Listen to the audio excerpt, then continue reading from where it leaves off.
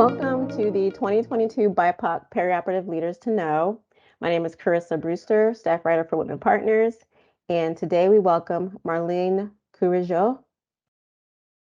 Yes, Courageux. Very close. And she is a director of surgical services, and currently she is based in Virginia. Welcome, Marline. Thank you. Thank you for having me. You're welcome. So my first question is, what drew you into perioperative services? Well, I always had a heart for the OR. The way I started my career, I started off actually going to LPN school and did that for about a year program. And then once I did a rotation in the OR during that period of time, but they weren't taking nurses in the OR. So I got my LPN and went back to get my RN. It was working actually on night shifts on the floors. And then when I completed my RN, I, pretty much was praying, okay, Lord, I need an actual job to see if we can get into a day shift position. And sure enough, that week, I went to clock in. There was actually a flyer that posted Periop 101 program candidates being considered. I said, oh my, this could be my opportunity, my chance to get into the OR. So I did apply. Once I applied, I did reach out to the director of the surgery. It was kind of just reaching out and saying, hey, I applied and would be really interested in being considered for one of the periop positions. And she did. She brought me in, did an interview.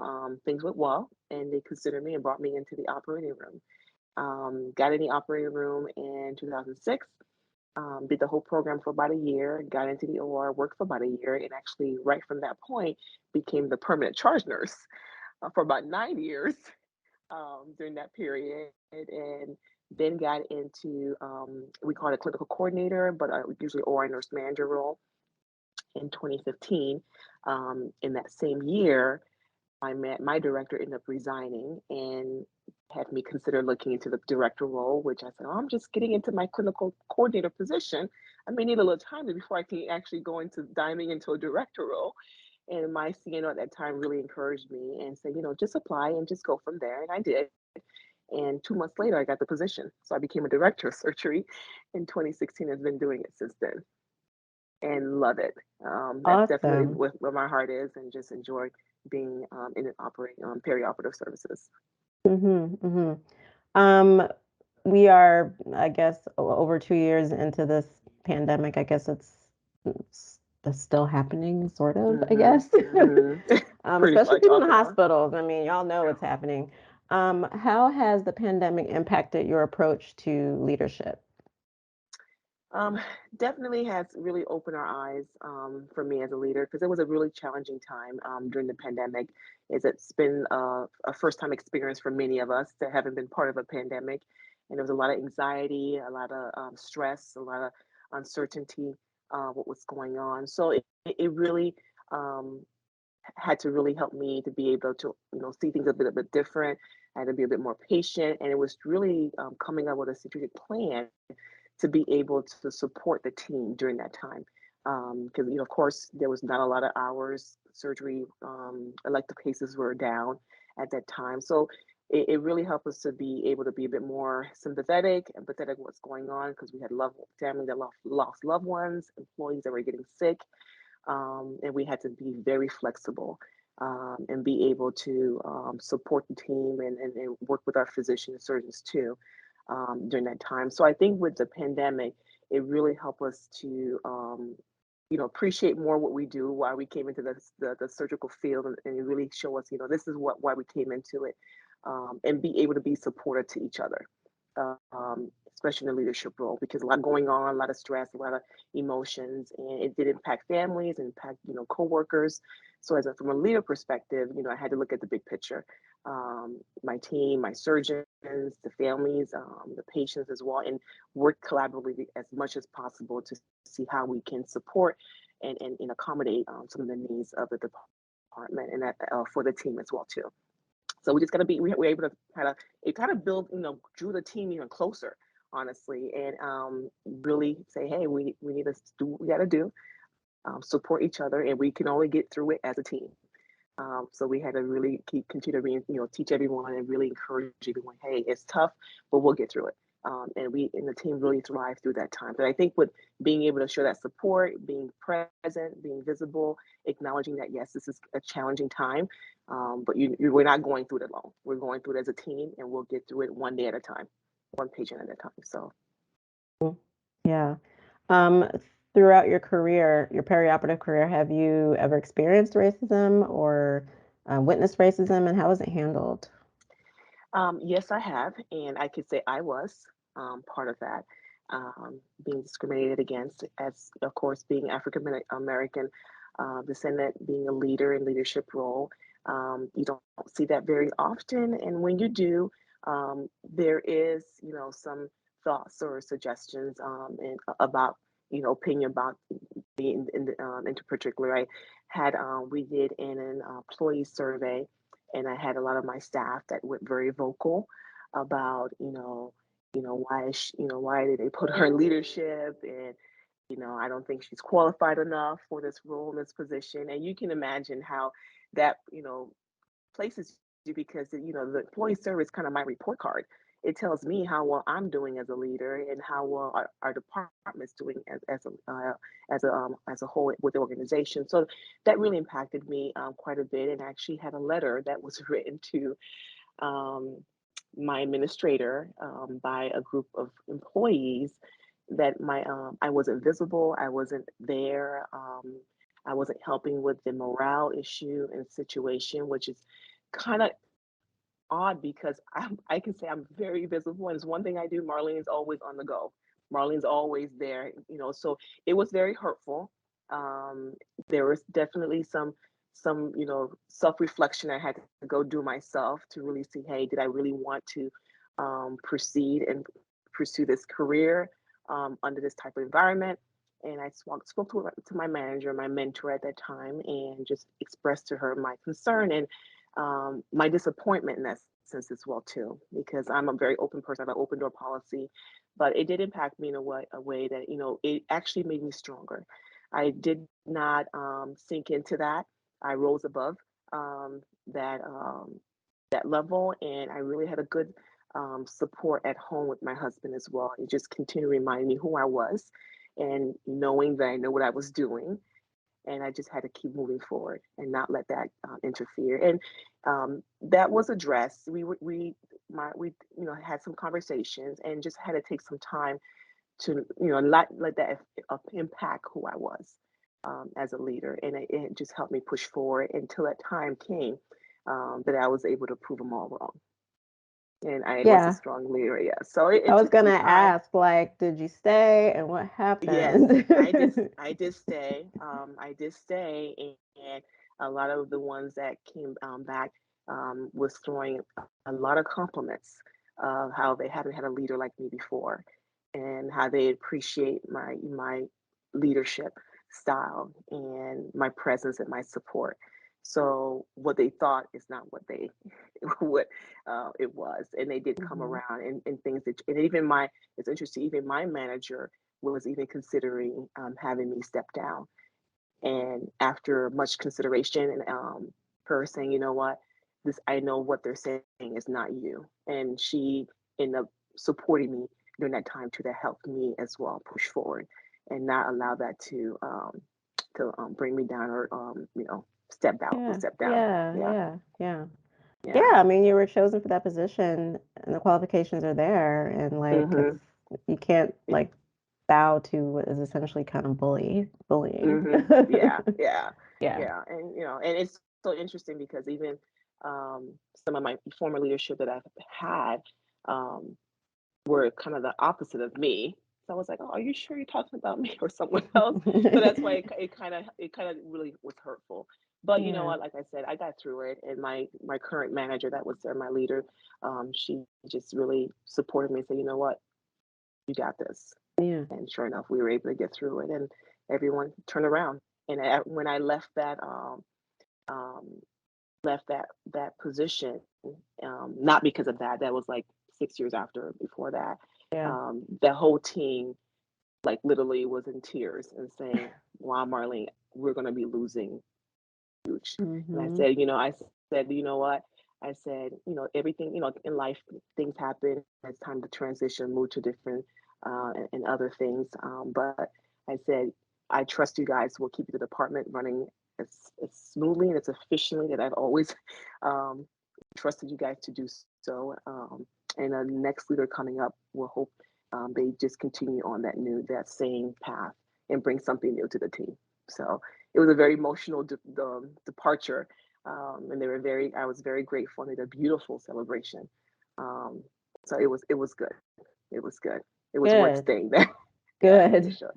Um, what are your thoughts on how, hospital administration, talent agencies like us, and uh, talent acquisition professionals, how can we encourage more diversity in leadership positions in perioperative?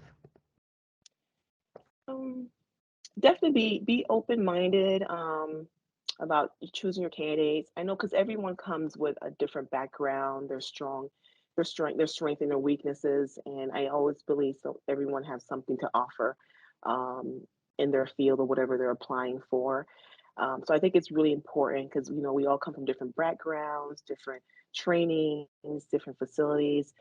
It's always good to focus on that individual strength and see, what they thrive in, what is their passion, what are they passionate about, and see how that could be a fit to the organization or the company as a whole to help improve or move that organization to the next level as well. Too, like I think, all nationalities, all races have something special they can offer and can definitely contribute to the success of that organization somehow, some way. So I always try to look at individual strength, look at their strength, look at their interest, their passion, and see how that can fit within your organization um, to help it move in the right direction as well too. So I like to look at that and just kind of get a feel from them what they're passionate about, because that way you can kind of know, this person's going to be a little bit more passionate. Maybe I can utilize them in this area, this part of the organization to help move it forward. So I like that's kind of one of my interview questions. What are you passionate about? You kind of get a feel of that person and be open minded because you'll be surprised on what individuals can offer. Um, and I always like to have a couple interviews with individuals just to see really if they're truly interested, if they can be a really good fit. So I like to do a couple, like not only one interview, but at least a couple. And I like to include peers as part of that interview panel, so the team gets to say as well, um, and get their feel and background on that as well too. I hope I Yeah. answered the question. Oh yeah. Yeah, yeah, you did. Good, good, good. Um, what's your advice for BIPOC perioperative professionals that aspire to be leaders? Um, you know, Really, I always encourage everyone in everything you do, give it your all, give it your best. I don't like, you know, mediocre. I really love when you're into something, give it your heart, give it your all. Um, when you're in a position of leadership as well, and you definitely want to lead by example. Um, your staff is you are on under a microscope. You're being viewed and watched by your team, by your peers, and they will um, follow by your leadership. And you lead by example. I am a leader that I remain visible as well too for my team. I have an open door policy. So being open and being available for your team is huge. In leadership, as African Americans, your team will look for support. They'll look for a leader that can support them, that can help them get through that. Yes, we're busy, and I know I'm busy. And sometimes I have to close my door if I have to just to get certain things done. But I do encourage my team, and I do have an open door policy. If you need something, you have a question, issue, please come in. We'll address it. And I don't like to sleep on issues. So if there's a problem as leaders, we need to address it. I always think about it when you have a basket of fruit or whatever, you have one apple spoiling. And if you don't take that apple out, so it doesn't continue to impact the other team members, you're going to have a big mess stress in your hand. So if there's an issue, a concern with my surgeon, with my team member, with a interdepartment leader, or wherever it is, I like to get on top of it. I like to address the problem. Because when you do, that really shows that you're taking ownership, and you're working to address it to make it better. You're not addressing it to point fingers. You don't have to do that, because once you bring the problem issue up, they'll obviously everyone can see where the issue's at. But we bring up concerns and issue to address it and to come up with a solution. So leaders out there, just be visible, be present, address issue. Don't sleep on problems or issues. Address them immediately, as soon as you can, or call a meeting if you need to, with the right people, so we can get it squared away and addressed, so we don't continue to have issues growing within the department. Um, did you have a mentor, and how did they impact your career? I did. I had a mentor. She was great. She was awesome. I loved her style on the way that she was able to communicate with the surgeons, um, which was really important to me too as a leader. I used to watch her when there's like important conversation that had been needed to have. I would see her. She would bring our doctors or leaders in the office and have those one-on-one conversations. No one needed to know what's going on. No one needs to be aware of what the issue is. So she taught me a lot of being able to build that communication, that relationship with your surgeons, um, with specific leaders within certain departments like HR, because those will be your go-to people, other leaders as well within the hospital. So build, um, bridge that gap between those different leaders within your circle that's gonna help you really move forward and thrive in your role, in your position. So I really appreciated her and her style, her approach, as well too, with the staffing as well too. So she was visible, she was present, she was busy, she had a lot of meetings as well too, but she did make time. She did make time. So I kind of learned that from her as well. And usually when she asks you for something, she wants it yesterday. I'm not that like too aggressive. But she did was open about vocaling her concerns, her issues, or what's going on, and being able to bring them forward to the right people, and get those answered and resolved. So I appreciate her helping me with that as well. What are like three key areas you think a mentor should cover if you had to pick like just three things? Three things: um, lead by example, uh, remain visible. The key is the importance of remaining visible, and also addressing concerns immediately, addressing those concerns. What is your advice on how to address the kind of the social friction we've been experiencing the last couple of years? Sometimes it bleeds into the workplace. What is your advice for how to address that with like grace and respect with coworkers? I guess you can always try to tell them to refrain from certain conversation about politics and in the workplace. I know some people get very uncomfortable with those type of conversations, especially if one person is bringing it up, any other person doesn't feel comfortable. I tell my team, you can control your environment, and if there's something that's not making you comfortable, or it's not, you're interested in, or it's creating a negative environment, just to let me know. Because I can always talk to that individual and say, hey, our team members feeling uncomfortable with this type of conversation. We would prefer it remains to a minimal or to no type of conversation of that, and address it. And I've had to have that conversation with one specific person. And of course, they told me it wasn't driven or geared towards that individual. I said, I understand that, but it is causing an uncomfortable environment for the team. So we would prefer not to have those conversations. And he was fine with that. Couldn't understand what was the big deal.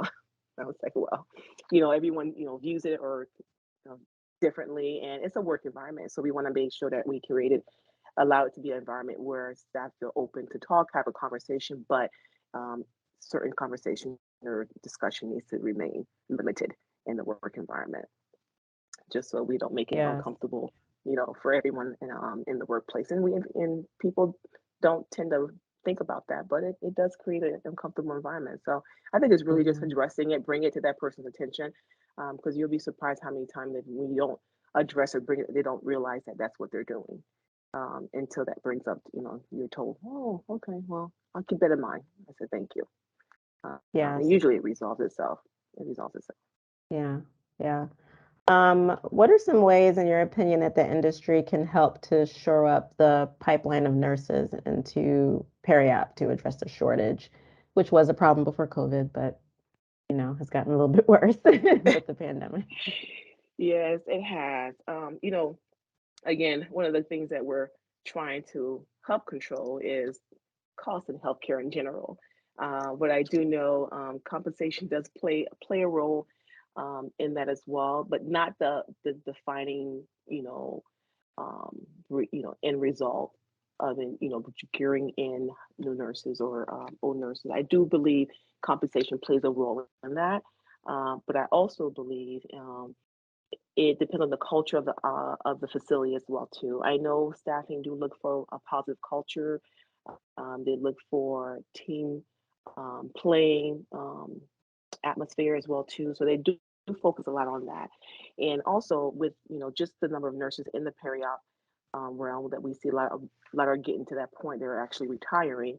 A lot of the focus on hospitals now is what we're doing currently is really focusing on peri-op 101, opening the perioperative department to nurses that have been floor nurses that have been in different specialties, but looking to venture into the operating room and creating that program. It is like pretty much a 6 to 8 month or even 10-month investment in an individual, but we felt that this is kind of like the path that we all should take or consider having on a yearly basis. Sometimes I know some hospitals are actually having it twice a year, just to keep that pipeline coming in, and of course creating a contract or commitment after getting finishing that program that you're going to be committed to us for at least 2 to 3 years as well too, because it is a bit challenging, especially with all that's going on right now. The opportunity nurses have right now to travel and to relocate, it's been a bit challenging for all hospitals, all facilities. But I know one of the things that we can look at is seeing what we can do to retain what we currently have, our team that we currently have. And I know one of the ways has been compensation to a degree. I can tell you, staffing look for compensation. It doesn't have to be an extreme that is unreasonable, but they do look to that as a way of showing how much we appreciate them, that we value them, and we do value them. But as an organization, as a business, there's so much we can do, depending on how tight our hands are. But incentives have worked really well, especially with our core team retaining them, and then also creating that Periop 101 program, which is key in being able to keep that pipeline open and bring in fresh new nurses and get them through that program. And we have a great Periop 101 program. Is a great program. ARN has done a phenomenal job putting that this module together in this program, and we have one of our educators that help leads it and does a great job in starting the program and getting them into the rooms, getting them exposed to the periop world. And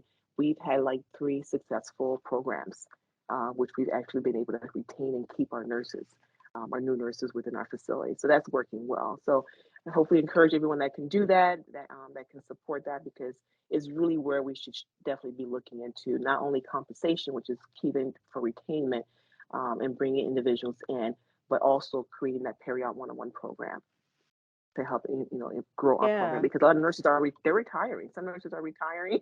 They've been in OR for many years, so it's really time. It's time for us to open up that door for that opportunity to bring new nurses in.